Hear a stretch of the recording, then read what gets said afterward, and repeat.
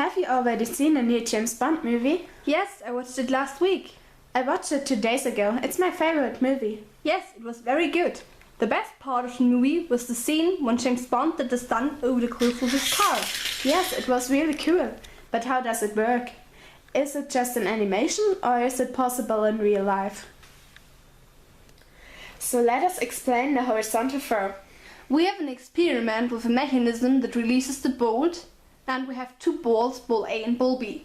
The bolt moves to the right upon release. Ball A simply drops to the ground, while ball B moves to the side with a constant velocity. We can see that both balls hit the ground at the same time, so they have the same vertical motion and the same downward acceleration g. At the same time, ball B moves horizontally with a steady speed, which is called a steady horizontal velocity. Let's have a look to the equations. Now we have to find out the ball's final position with 2 steps. Step 1. We are looking for the time t in which the ball is airborne. So we have the formula s equals 1/2 a times t squared. Now we insert h for s and g for a. So we have h equals 1/2 g times t squared. Then we have to reform the equation, so we get t fall equals square root of 2h divided by g. Now we have to do step 2. We are looking for x, and that's the distance covered while the ball is airborne with a constant speed. So we have the formula v equals x divided by t, and then we have to reform the equation that we have x equals vx times t fall. We know from the first step that t fall equals square root of 2h divided by g, so we can insert it. Then we get x equals vx times square root of 2h divided by g. So now we have an example where James Bond did a stunt over the cliff. The cliff was 200 meters high and the constant velocity of the car was 200 kilometers per hour. So now we are looking for t fall and the distance that was covered in this time.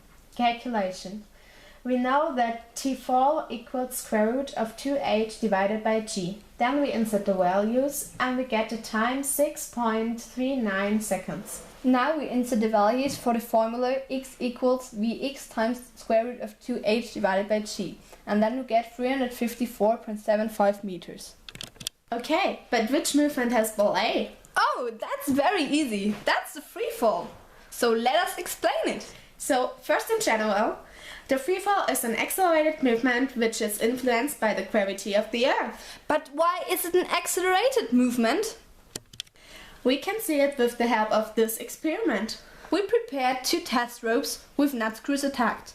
The nut screws of rope A are spaced equally and the nut screws of rope B are attacked in increasing intervals.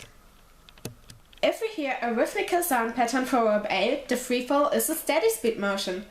But if we hear this for rope B, it's an accelerated motion. But we could hear a rhythmical sound pattern for rope B, so we can conclude that the free fall is an accelerated motion.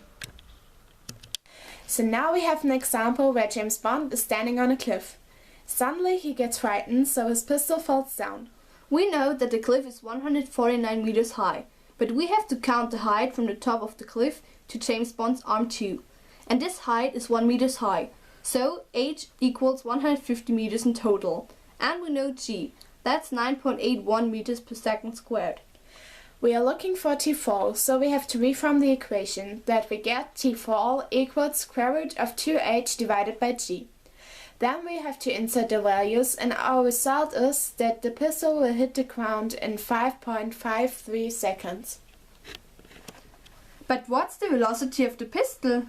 We can calculate it with v equals g times t, and then we insert g and our solution for t, so we get 54.25 meters per second. And that's 195.3 kilometers per hour. Oh no! I lost my pistol! Oh, it doesn't matter. Here's a new one. Yay! Let's try it out.